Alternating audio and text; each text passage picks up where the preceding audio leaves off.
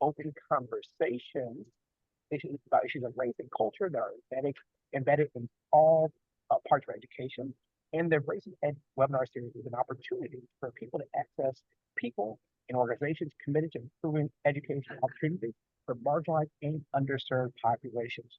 So October, which is many educators sometimes refer to as Darktober, unfortunately, is known by educators across the country as this unique phenomenon that puts attention and stress management challenges every year. And we know at the moment 40% of current leaders plan to exit the field in 2 years, in the next 2 years. We want to really look to figure out how we can turn that around. So we are excited to join two of the best and brightest in the education sector to talk about this phenomenon and really talk through some evidence-based energy management tools for educators to expand our toolbox. And without further ado, I would just like to thank you all for being here and allow you to introduce us to our incredible panelists today, doing a fruitful conversation, a fireside chat of sorts between the lovely Jazz Clark and Kurt Russell. So for love to introduce Jazz first, hailing from the historically rich city of Clarksville, Mississippi. Jasmine Clark, aka Jazz, as we know her, now calls Jackson, Mississippi her home, and she has a associate degree in sociology, but with a specialization focused on community development. And she utilizes all those things and many other educational achievements to really bring passion to her work. And with such a multifaceted background as a school, community staffer, alongside her role as a dedicated classroom educator, she has embodied a lifetime commitment to not only learning, but also advocacy. Her journey from humble beginnings was shaped by an unwavering support and example of her community, which really instilled in her a deep-seated belief in the power of love, access to opportunities, and servant leadership. Jazz's passions are as diverse as her experiences. She's an avid reader and an advocate for student growth and achievement. So bring us all together today. She's channels her energy to really get those underprivileged students in a community that support them. And fueled by her coffee, which I also enjoy, her relentless optimism, Jazz really approaches every challenge with determination, resilience, and except when it comes outdoor events, with subpar parking arrangements, a pet peeve she can't overlook in the area there we make sure we don't on this. And she's also a member of the AKA the Alpha Kappa Alpha sorority. Incorporated. She is deeply invested in service and servitude, and at the core of her life's work is a profound commitment to not only connecting and empowering students, but also parents and educators with the knowledge and resources they need to shape the educational system and communities into the vibrant, thriving, and inclusive spaces that we truly envision. Jeff, can you tell us why educator retention is so incredibly important to you and the work that you do and the NEA Foundation as a program officer? Yeah, of course I can. Jarvis, first of all, I want to say thank you for that introduction. You made me sound very, very important. You are. My mom would be proud. Um, yes, so in my introduction, you summed it up for me. In one line, you said um, that I have a commitment to helping others create and shape their educational systems to be vibrant, thriving, and inclusive spaces. And so for me, um, educational education educator retention, say that educator retention, that's the core of that, right? So we can't create vibrant, thriving, inclusive spaces if we are constantly trying to rebuild our workforce, if we are constantly trying to replace our educators. So for me, as a former classroom educator, it's quite important for me as I engage with our partners and our those I work in service with and in service with and in partnership with, that we are providing with them with tools and resources and quality support so that our we are not only retaining educators but building a pipeline so that we can inspire the next generation of educators to come and support and work alongside those that are already there, learning from our vets and shaping our future. That's what's important to me. As a program officer, it's critical to my work. So I work alongside some awesome program officers at the NEA Foundation. Shouts out to Torin and Emma. So our job as program officers is to support our grant programs and our initiatives in general. And it's important for us and critical to our work because our work directly impacts students, schools, and communities, and especially mine as a community schools initiative program officer. You can't have a community school without having the community and the school involved. So having a strong educator workforce is retaining quality educators, supporting that base is paramount to my work. It's paramount to making sure that our students have what they need to thrive.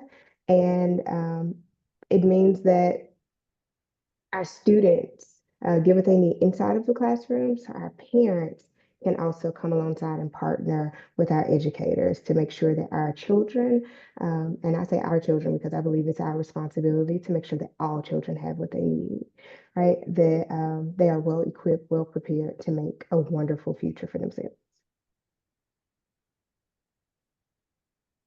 How about you, Kurt? Jarvis asked that of me, and he made me sound way more like awesome than I am. Um, And but I'll do the same thing for Kurt. And so Kurt Russell, we're so thankful to have him joining us as well. With almost 30 years Mhm. in the classroom, Kurt was inspired to become a teacher in middle school when he encountered his first Black male teacher. And as a 2022 National Teacher of the Year, he has the opportunity, which I'm knowing Kurt, he would take no matter if he had the opportunity or not. He'd make the opportunity to advocate for classrooms to better reflect students within them, from a curriculum that reflects their backgrounds and identities to drive a more from profession. Kurt teaches history at Overland High School in Overland, Ohio, where he was born and raised. And his classes include African American history, which he has taught since the late 1900s, race and gender and oppression as classing developed. I want that to soak in a bit, given the climate that we're in. The fact that Kurt has been able to do those and navigate those spaces so successfully is truly a testament to his advocacy and his work. He's also served as a faculty advisor for the Student-Led Black Student Union, whose work has led to positive impact for students across groups. In addition to his classroom and extracurricular duties, Kurt is a head basketball coach at his school's varsity basketball team. He sees basketball as an extension of sorts to the classroom, a place where people learn to and work together and how to handle both adversity and success. Um, from an education background standpoint, Kurt holds a Bachelor of Arts with a major in history and a minor in Black Studies from the College of Worcester and a Master's of Education and Curriculum Instruction from Ashley University. He continues to take a courses in child development at Oakland City University. So while he's taught for 30 years, while he's had his college, he's still is a lifelong learner. Evidence has an opportunity to work, and as he continues to take courses to kind of even to refine his craft.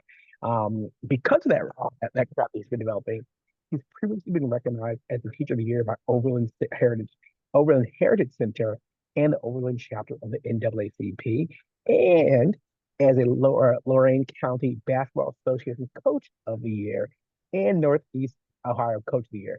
So successes in the classroom and on the court. And Kurt lives with his wife, Donna, in Overland. They're proud students of two adult sons, Kurt Jr., KJ, and Court, who are also doing incredible things as well.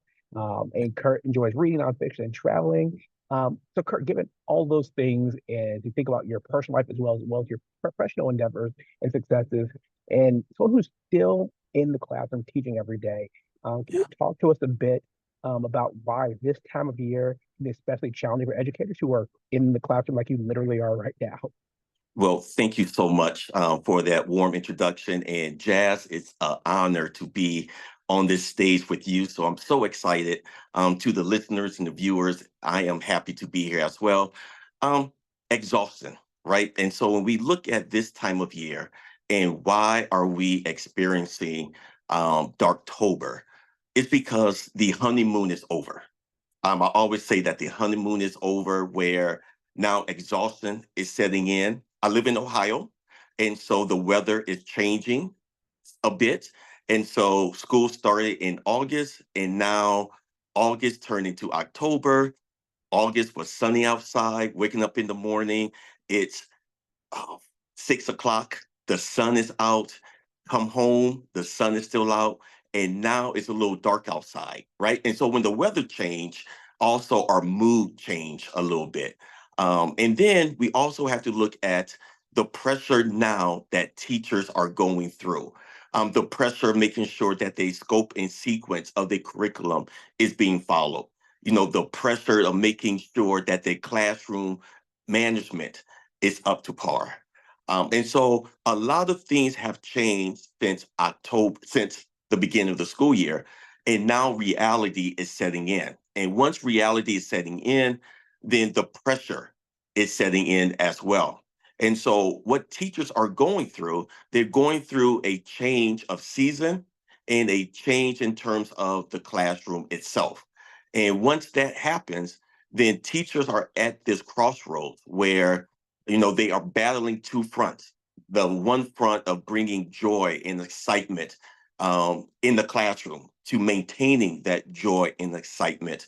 And then that's that crossroad where their body is feeling a little fatigue because the work is at hand. And so those are the things that teachers are going through during this time of the season. In October, as you mentioned, Jarvis, it's always been that month where you have that fatigue that teachers are going through. And so, as I said earlier, it's a month where we really need to take care of ourselves because the exhaustion is there and it's really live. And so, Jazz, with saying that, no, you working at a no community school and working hard of making sure that students are doing what they're supposed to do, but a staggering 40% of teachers are moving to other school districts. So, how can community schools ensure that this attrition does not become a reality for a bigger piece of the pie? Yeah, Kurt, I want to be very clear in making Yeah. sure that our viewers and our partners in this work all know. Um, I wish that I had the privilege of saying that I was still doing exactly the work on the ground. Yes. As a program officer, I am very quick to make sure that I say I support from the like high level, right? The people who are on the ground doing the work. And it is very important that I mentioned that the NEA Foundation, the wonderful organization I work with, we Yeah. work in partnership with folk, right? And we make sure that they are supported to do the work in their communities that they want to see done. But what I can tell you is that the reality that you speak of and the work that is being done, the way that we can make sure that this bigger piece of the puzzle that should be addressed, I truly believe is comes from the community school model. Um, Yes. and that model says that schools, communities, and families all thrive through partnership. um, Darktober and the phenomenon. I remember being in a classroom in October praying for Thanksgiving. Yes. Not because I didn't enjoy my job. I Yes. love teaching. I love being in the classroom. I love the light bulb moment that happens when a child finally gets it. When you've tried everything but standing on top of your head Yes. to, to communicate a Yes. concept, when you've tried to be the cool teacher, the rapping, the dancing, the rhyming, the group work, the small group, when you've done everything and it finally Yes. clicks. I love that moment. Yes. But I'm also realistic in knowing that education is exhausting when you Yes. don't have the proper partnerships, when you don't have um, the proper understanding of how to implement the resources. What I have come to learn is many of our schools, even when they are in low performing areas or have experienced um, some difficulties, they are sometimes resource rich, but implementation is difficult for Mhm. them because education is a beast. Yes, We are um, very quick to hand a tool, but not always very good about talking and walking educators through how to implement. So yes, for me, the biggest thing I think we can do is always work in partnership. And as educators move through this work, partnership truly means to me, what do you need? How can I help? And how can I support you directly in what it is that you need? Because all of us don't need the same thing. that's right. That's right. And Jazz, you made such a excellent point where when we look at education and when we look at schools, we need to look at from a holistic viewpoint. We do not live in silos. As a teacher, I do not live in a silo within my classroom where I need the support of others. And you mentioning that really reminded me of my true purpose of being an educator. And that true purpose is reaching out and making sure that my other colleagues are doing well. So thank you so much for highlighting that most important part. Yeah. No problem, Kurt. I have a question. So how do you in the class? So you are in the thick of it. And by the Yes. way, I wish that the classes that you are teaching were offered when I was in school. Yeah. I had a wonderful schooling experience, unlike some people I encounter. Um, High school for me was amazing. I came Yes. from a small town, as Jarvis mentioned, Yeah. and for me, I think I had the wonderful experience I had because of my educators. Yes. Because they cared, they took what they had and they made education fun. They made Yes. learning and coming to school feel like the place. I mean, we were in a small town. Where else were you going to go? That's right. That's the first thing. Where were I'm you from going to I'm from a go? small town as well, so I know exactly your sentiments. Yes. Right. Other than hang out at Walmart or the park, where are you going to That's hang right. out? If all your friends are at school, go to school. But for others in larger cities, I know that that's different. But my educators were the core of that. And from talking to you and getting to know you, Kurt, I can see the passion that you have. Thank you. And being National Teacher of the Year, clearly you have an immense amount of knowledge and commitment to your journey. But this is October. How are Yes. you surviving this, Kurt? Jazz, to be honest, I set boundaries. And I Mm, think that's so important for educators during this time of the year is that we really have to make sure we set boundaries for our well-being. And for me, the word no is important. There's some times where I have to say, no, no, I'm unable to do this at this moment. And it's not because I don't want to do it. It's because I need to make sure that I'm healthy, I'm mhm, well, because if I'm healthy and if I'm well, then I know that my students are well. There's one thing about students is that they really connect with the vibe, with the emotion of teachers. And they recognize when a teacher is not well. And then the classroom moves somehow become very subtle. And so I really have to make sure that I take care of myself, that I make sure that I use the word no. I set boundaries for myself. And I make sure that I really lean on others to make me able to get to that point. I also, which is important, Jazz, in my opinion, um, to really touch upon small winnable moments during this time of the month. mhm, Small things is so important that we need to recognize small things such as a student who maybe have a behavior problem in class, but that particular day, that student was doing well. mm, It could be a small moment where that light bulb, Jazz, that you talked about for the last week wasn't clicking, but then you saw a student who usually does not raise his or her hand and raise his or her hand to answer a question. Those are small, winnable moments that I try to hold on to because that's the joy of teaching. And that's what gets me through these difficult times. And hopefully it'll get other through as well.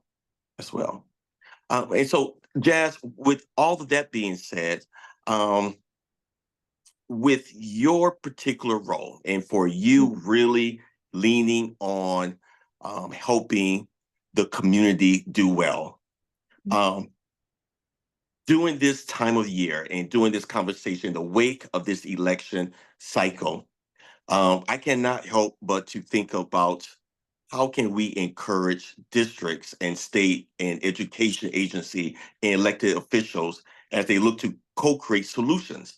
Um, what can we do? What can your suggestions in regards to really touching elected officials and really trying to find solutions to these problems? Yeah. So one of the pillars of the initiative I support is it is rooted in collaboration, collaborative practices, co-creating the practices of a school and the district, and how making decisions together, like bringing partners together, and whether that is students at the table, parents at the table, elected officials, business owners, right? How everyone has a voice. Not all of us can speak at the same time, but everyone should be represented. Um, and how do we take all parts of our community, bring those together to co-create what we want, our shared vision, shared Yes. buy-in. So to that, um, I also believe that the same thing should happen as we activate our voices in this election season and all of them.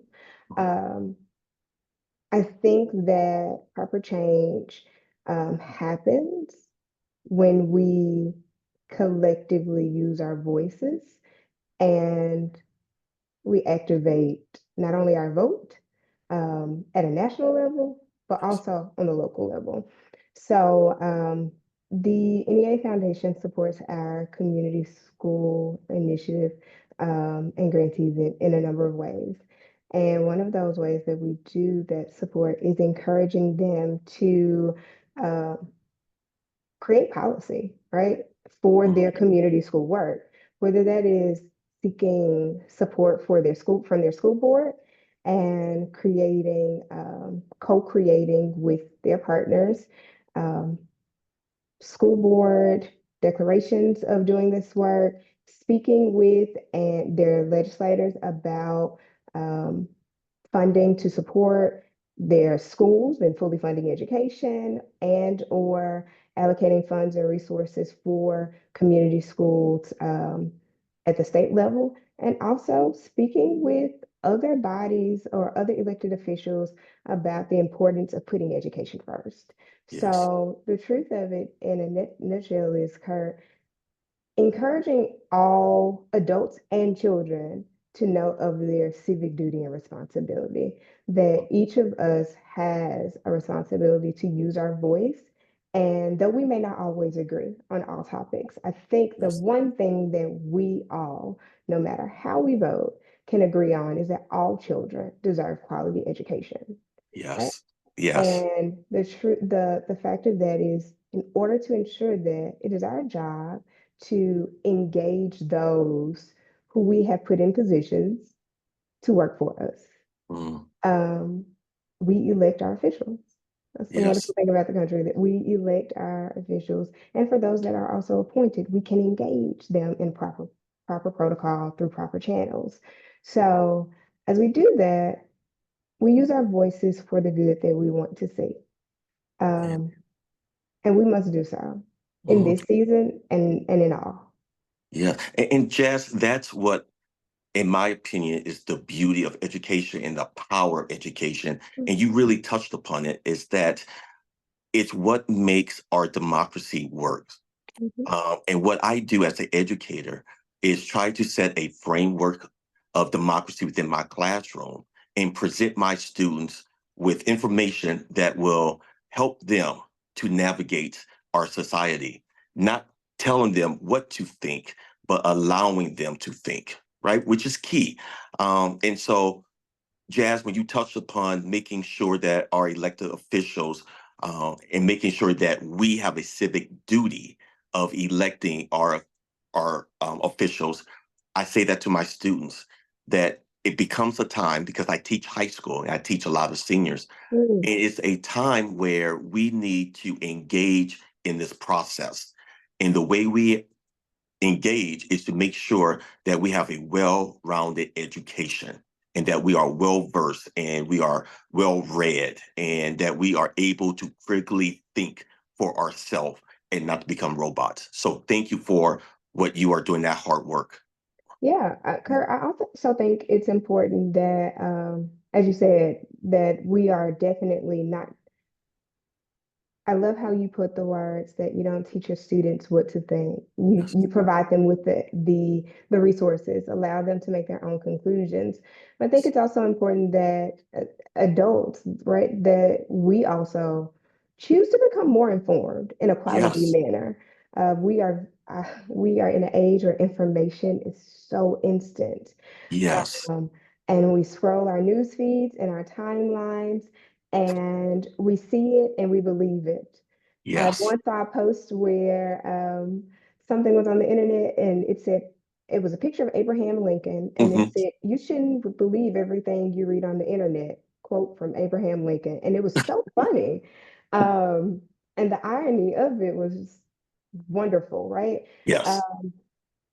But I think that's important for us to remember. We do a lot of the encouraging our students and our children, our young people to read, to Yes. search out and in the words of my former students, suss out the information appropriately. Yeah. But we should as well.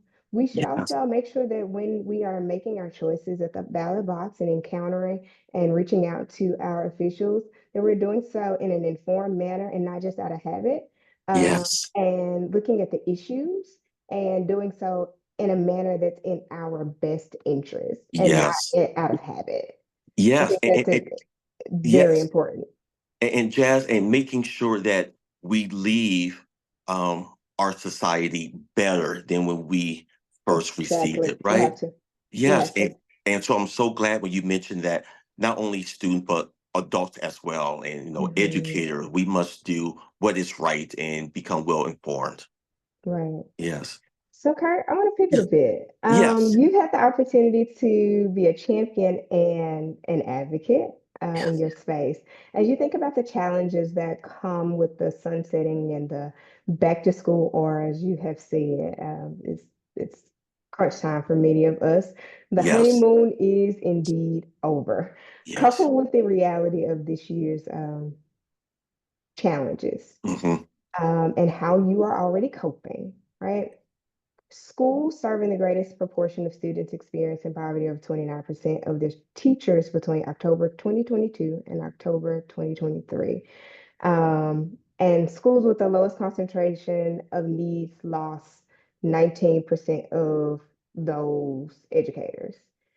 How do you think we can proactively account for self-care, mindfulness, and well-being in classrooms without also losing the necessary time that we need to educate? Right? I think it's Yes, highly important that we include the self-care, the mindfulness, the well-being in our classroom education, but we yes. can't lose the content. How do we do That's this? true. You know what, Jazz? That's difficult, right? It's a difficult situation. But there's a couple things that I believe is so necessary that we can do within our schools. And if I could speak, if you allow me to speak from an educator point of view, this is Do it, Kurt. This okay. is your Thank you world. so I'm much. here. I think there's a couple things that is so necessary. I said this earlier, and I really do mean it. And so I want to go back and really harness it. Is that we have to set boundaries as Mhm. educators. You have to set boundaries. And those boundaries, in my humble opinion, is to make sure whatever we do, that student center is at the forefront of our work, right? And so when we put students first and we recognize that our responsibility is to provide our students with the best possible education, then I truly believe that we are able to overcome this Darktober phenomenon that we are experiencing because we have a focal point. And the focal point is our passion. And our passion is our students. And once we really grab a hold on that, and when we truly understand our purpose, then therefore we are able to fight through it. But we need help, right? So Mhm. even though educators are saying this, and even though we believe it, the pressure that is placed upon educators somehow need to kind of cease. And how can we do that? Well, what about some mentorship for our educators? I think that's a key. Another one is that what about leading through examples? Right? How can young teachers especially, because I think young teachers are the one who is really fighting through this phenomenon. If veteran teachers could lead by example, I think that's how we could overcome some of these issues. And leading by example is to try to bring joy into the classroom, bringing joy into the school buildings each and every day. Um, because people are watching, our students are watching, our young teachers are watching veteran teachers. And so we just need to make sure that we bring some type of resilience into it. Um, Admin key as well, a listening ear, providing mentorship. Those are the things that could be done without losing valuable and precious time outside the classroom and really focusing upon education. And so, Jazz, I think there's a lot of things that we can do, but just making sure that we set boundaries, making sure, as I said earlier as well, really honing in on those small winnable moments could really help with this as well. Yeah, I do think so.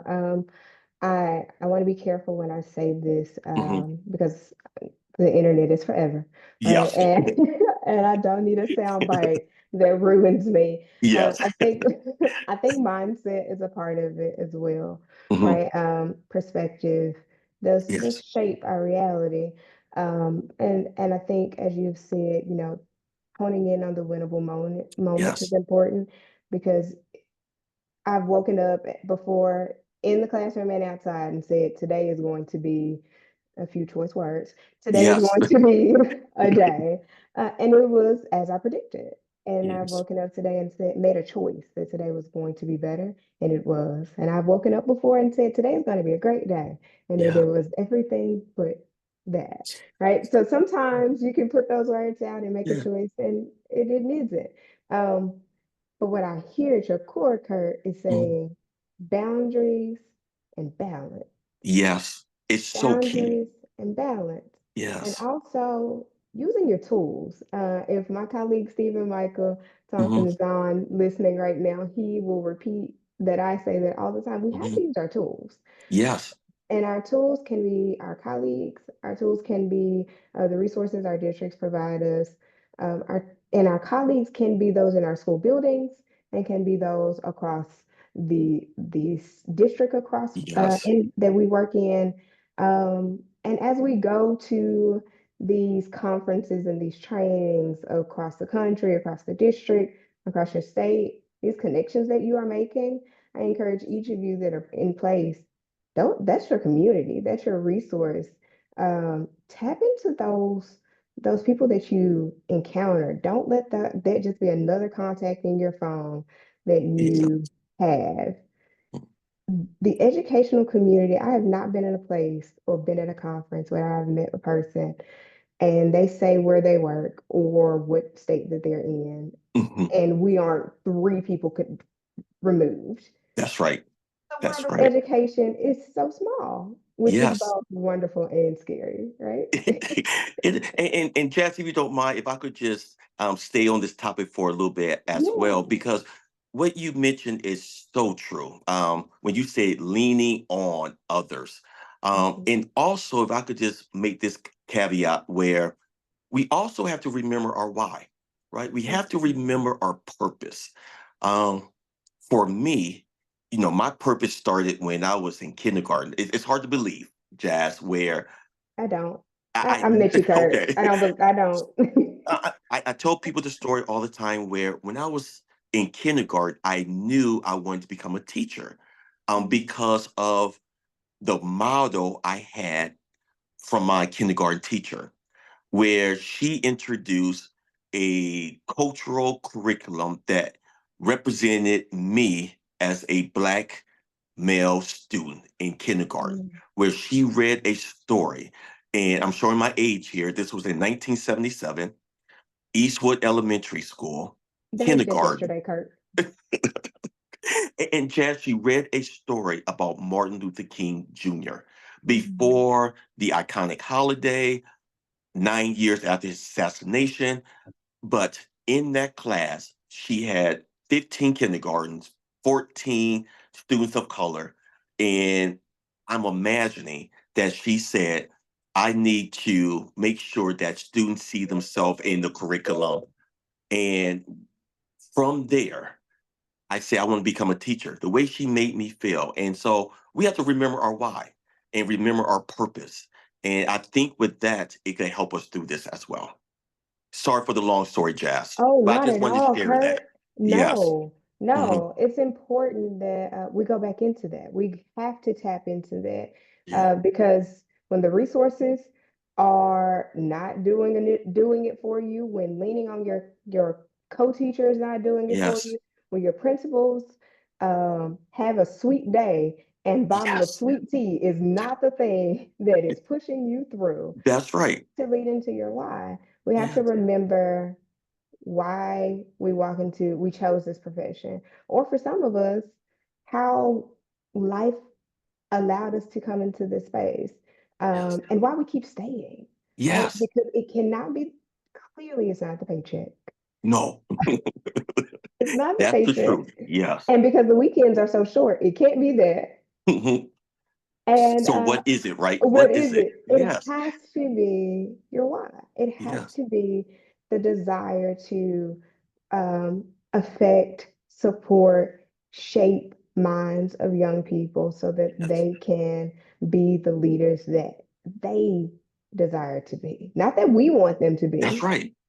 that That's they true. desire to be. And Kurt, the fact that you knew that you experienced that in kindergarten Yes. is profound to me Mhm. because there are many students across this country who don't have educators who choose culturally relevant text, who Yes. provide that opportunity. So it's kudos to your teacher Yes. in that space because that was just yesterday, right? Yes. Only yesterday. But it speaks So so much speaks volume into, volumes yes. about why that's important, why that we Yes. should make those choices, why we should be as something as simple as reading the room. Reading the Who room. is in the space? How do we provide the opportunity for students to see themselves in my curriculum? And Yeah. also for our district level leaders, our school leaders, Yes. what text are we choosing to support those that are both teaching and that are in the seat? Yes. How are we providing a library that's important for them to see themselves so that they Yes. can be the one teaching the content? And Next. Jazz is also speaks to, our elected officials, as you so eloquently mentioned earlier, where supporting a rich and diverse curriculum Pastor. that truly helps educators remain in the classroom, and it truly helps educators to go through this dark period of time of October, Mhm. when educators feel as though they are making a difference, when educators are really engaging students in tough and important conversation. That's the thrill of the classroom. That's the power of the classroom. And my humble opinion, once again, is that how can you engage students? You have to make education relevant. You have to make it real. Their lived experience, they have to connect with. And so, therefore, we need to make sure that our elected official understand the importance of that type of curriculum that really engages not only students, but teachers as well. Yeah, Yeah. Kurt, that brings me to something that the foundation, we are super proud of. Mm, If any of you are not following the NEA Foundation, we are, please, someone will drop it in the chat. mm, Please follow us on all social media platforms, and also check out our website, neafoundation.org. We have just launched our fellowship opportunity in partnership to do some work and research around and uplifting the teacher voice concerning mm, concerning the community schools model. Um, the model, not just for the foundation, but in general, does a very good job of supporting parents, families, and students.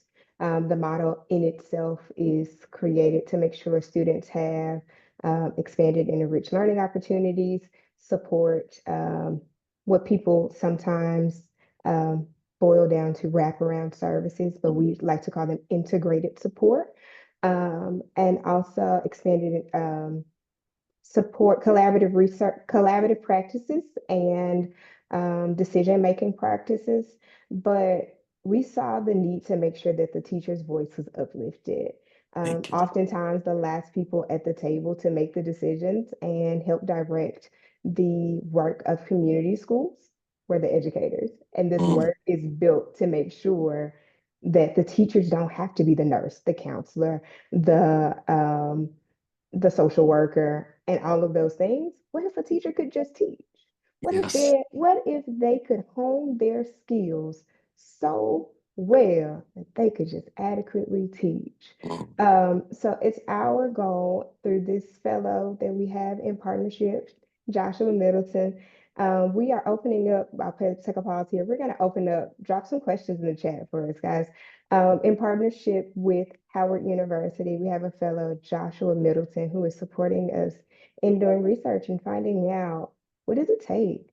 How do we get teachers at the table for this model to be leaders of this work, right? yeah. Because we want to make sure that educators are activating their voices.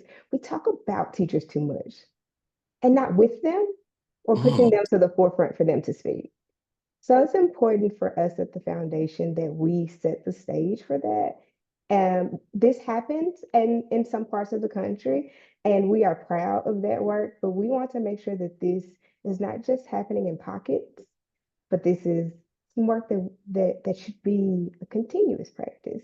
And we're super proud of that. Kurt, you said something earlier, just a moment ago, about seeing yourself in that book that your teacher read. Uh, yes. and I am currently reading Why We Can't Wait by Dr. Martin Luther King Jr.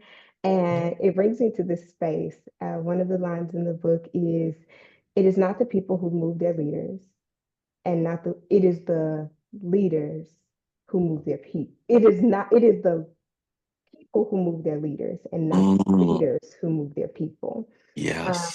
And that is something that keeps me in place in my work, to Yeah. know that I am but a vessel to support the people who want to make their communities what they desire. They just need tools and resources. So I want to say thank you, Kurt, for your work. And Jarvis, Sean, behind the Yes. scenes, are there any questions that we have been just engaged with each other so Yeah. much, Kurt? And Jazz, thank you so much. It is such an honor just to share. I'm learned so much from you. So I just want to say thank you for Oh, really, you know, not changing my perspective, but broadening my perspective. So I really oh. appreciate the hard work you are doing with the foundation. Thank you so much. Thank you so much, Kurt. Thank you again. Thank you for what you do for children. Thanks. You're doing the hard work. Mhm. I get to work with awesome people, and every time I am in community, every time I'm in a school building, um, it reminds me that that's where the work happens. That is where the work happens. And talking with you over the last few days has reminded me that you got it.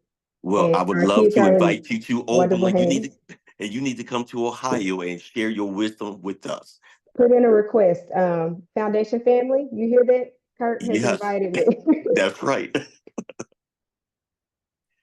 Question here.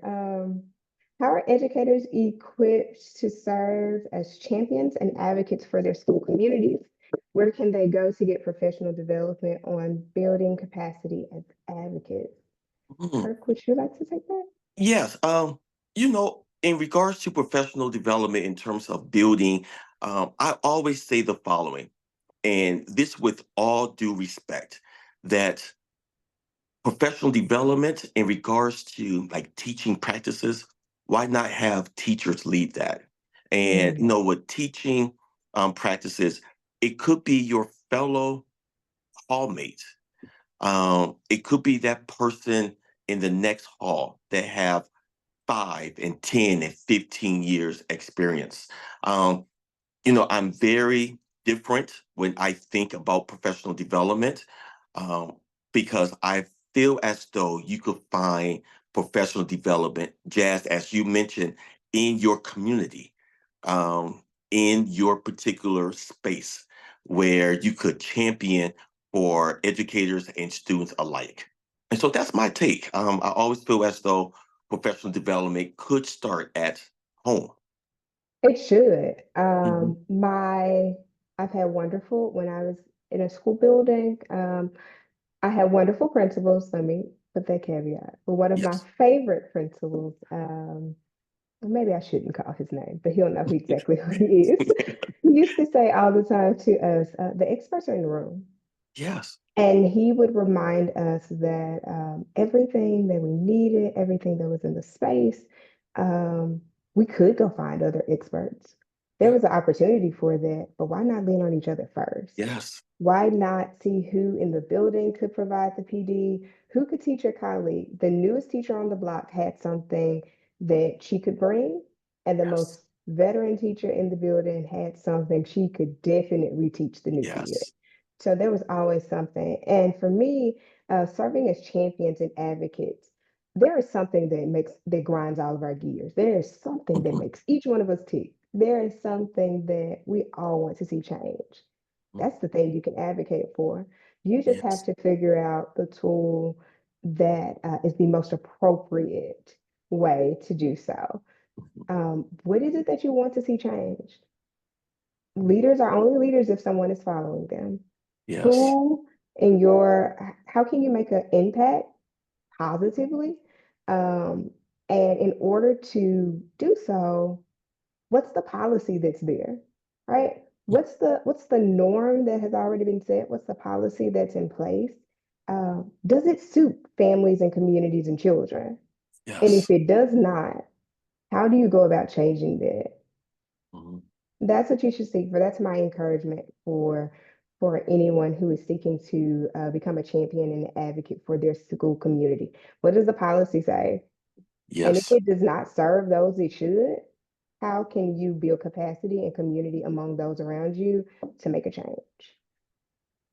Um, we have Mr. Tommy Knowles. We are working to build out our male educator of color program in Jackson, Mississippi with Jackson Public Schools. Wonderful. Where can we find training resources to support advocacy work among male educators of color? Also, what is the best way for our district to collaborate and engage with the NEA Foundation to drive this work? Hi, Dr. Knowles. How are you? Um, Male educators of color work. Kurt, have you've done this work before? Are you? Yes. Yeah. There's a Dr. North, the Center of Black Educators out of Philadelphia, Pennsylvania, um, who is doing the work of really creating a pipeline of Black educators. Every year they have a annual meeting. Oh, I see in the chat. Yep. Wonderful. They have such a marvelous way of attracting young educators, not even young educators, I should say educators of color. They promote, resources, and they really hone in on making sure that Black educators feel valued. Um, but I also want to mention that what some school districts are doing, as I travel the country as National Teacher of the Year, they are creating their own pipeline as well. The one thing that is missing in education, only 2% of educators are Black males, is because for so long, Black males have never been encouraged to go into education. We always highlight young white girls when they are in fourth and fifth and sixth grade, and we always say, "Hey, you will be a great teacher one day." Why not say that to some of our youngsters as well? That you could be a great teacher one day. And I think once we start putting those words of affirmation into our young students, we could see an increase of this pipeline. Yeah, Kurt, I would like to also say, in reinforcing the pipeline, um, Jackson Public Schools, and Dr. Niles, if you have it at your fingertips, Jackson Public Schools is actually taking on some of that. They're taking on some of that work. They have created a partnership with a university here in their early college program, and they have students who are graduating high school and also okay. They're graduating high school. It's Tougaloo College, their early college program. Students are able to graduate with a degree as well and coming back to teach in that school district. What a phenomenal way to reinforce your pipeline and also provide students with an opportunity to do so. Like the Tougaloo College is the early college, according to Dr. Nas, and Jackson State is the middle college. So two wonderful HBCUs that they are partnering with to reinforce their pipeline. And specifically, Dr. Nas, you asked about the work in partnership with the foundation. The NEA Foundation actually supports work in community school work with Jackson Public Schools that we are super excited about, and the Jackson community. That is wonderful and dear to my heart.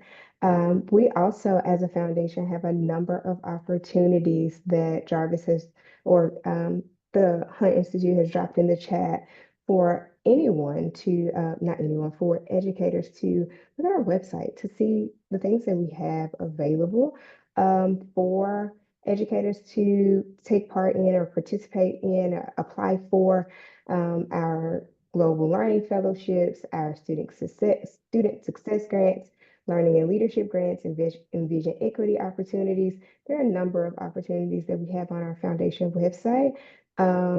And also to check out what we have available. I encourage you all to check out our podcast to see what the foundation has going on and any other available resources that we have to, yeah, see what goodies the foundation has available and what opportunities that maybe we could partner if that is in your wheelhouse or your desire. Um, yeah, they dropped the link. Yes. And it is how did time run so I fast? What? know, I'm looking at the clock. It says 3 o'clock already. Wow. Wow, that happened so quick. Yes. Um, After today's conversation, I am super excited for the opportunities for all of our attendees to explore the resources that have been dropped in the chat, but also I am ready to make sure that I encourage all of my classroom educator friends to return to as much balance and setting boundaries as possible while also remembering their why, Kurt. Yes. And I will take that from you.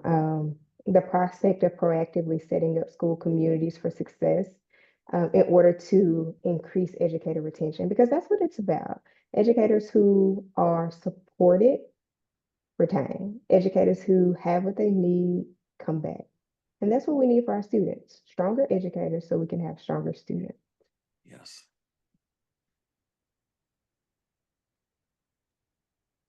Well, I just want to thank both of you guys for this amazing panel. I was sitting back here taking all the notes, as I'm sure all the attendees were as well. So thank you both for making time to have this critical conversation. especially in this time of Darktober. So as we look forward, super excited to see this work continue, but also wanting to share opportunities for our next webinar, which is actually going to be next week, where we'll be celebrating heritage and building a path to the future, thinking about the value add of our Latino and Hispanic educators in this glorious Hispanic Heritage Month. So wanted to make sure that we give everyone an opportunity to register for that.